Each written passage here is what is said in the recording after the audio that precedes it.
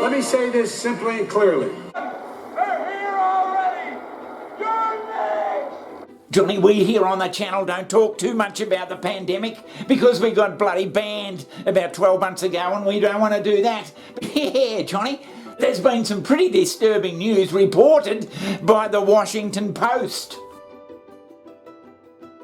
Yeah, Johnny, it's a bit startling, this news, that's for sure. What are they saying? Yeah, they're saying, this is in the US, Johnny, that the deaths of COVID, people that from the deaths in COVID, people who are saying that the deaths in COVID, people who have been, yeah, they're saying that people who... reporting that for the very first time, vaccinated people make up a majority of COVID deaths. This is the Washington Post headline. Jesus Christ! Well, how do you read those? What? How do you get your bloody head around that? That sort of opens up a whole new bloody head scratching bloody.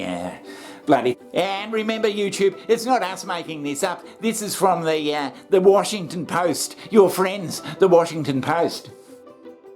It seems that bloody. I can't think of any other bloody disease where if you get your bloody polio shots, people with their polio shots, the death toll goes up from polio, or bloody, and if you're getting your bloody hepatitis bloody injections, say, Johnny, or whatever, polio, people who get their hepatitis bloody injections, they're not dying at a higher rate than those who didn't get the fucking vaccine. That'd be weird.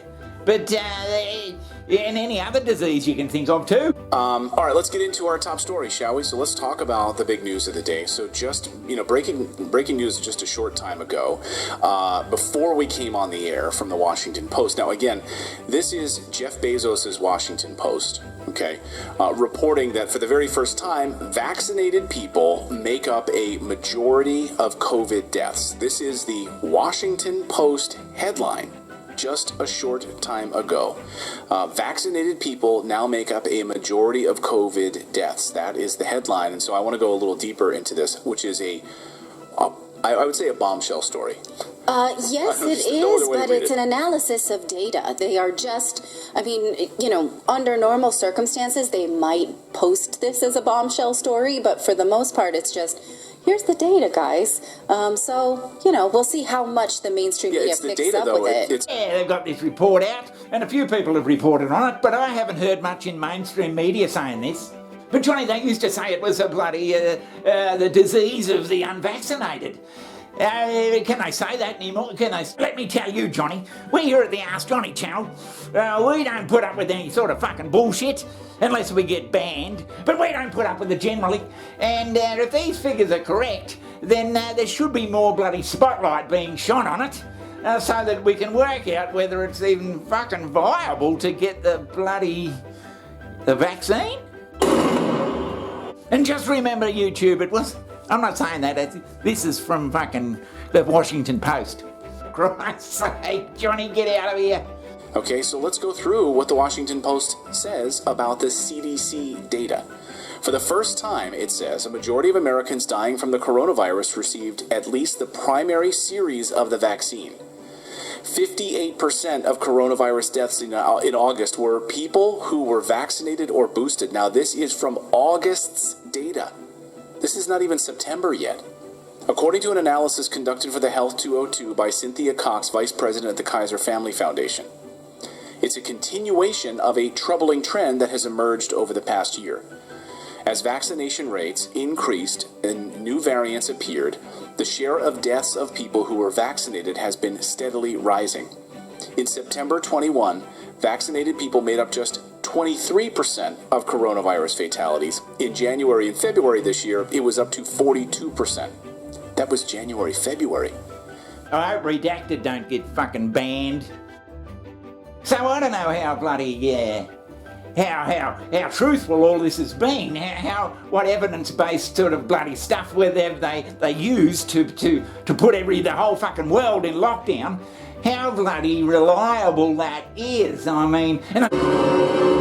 I mean, and the thing is that they're using the bloody, the whole COVID bloody case of population management. They're using that in other ways too. Yes, I see.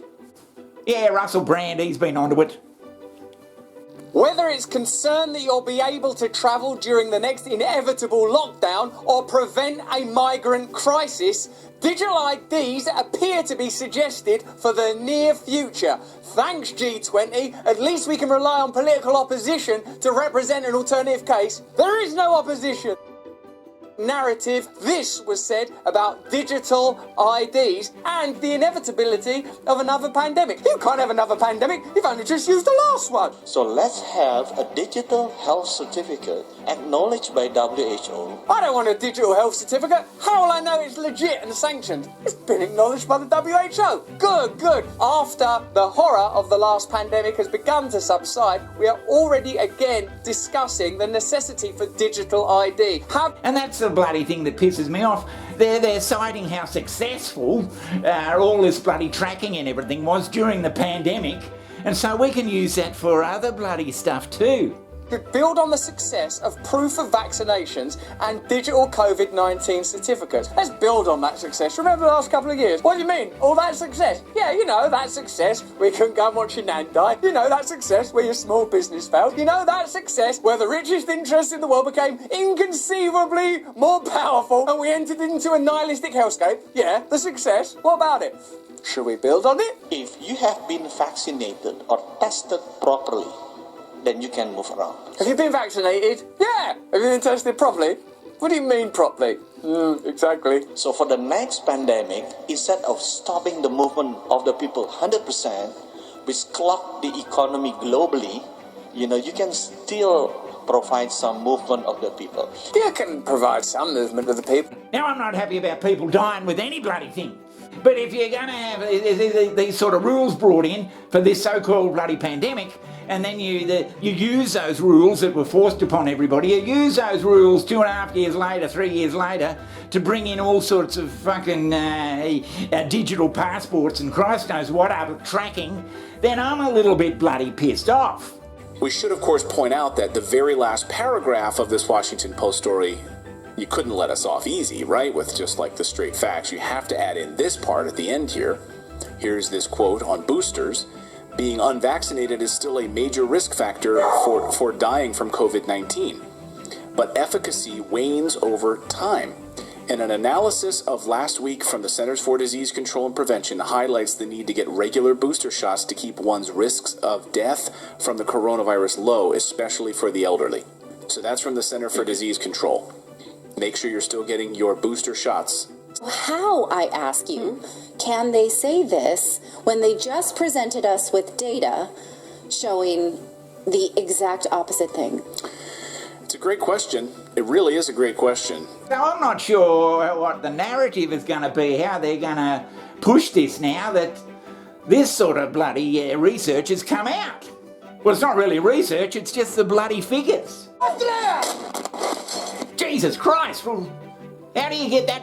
How do you get that your head around that? It's just bloody.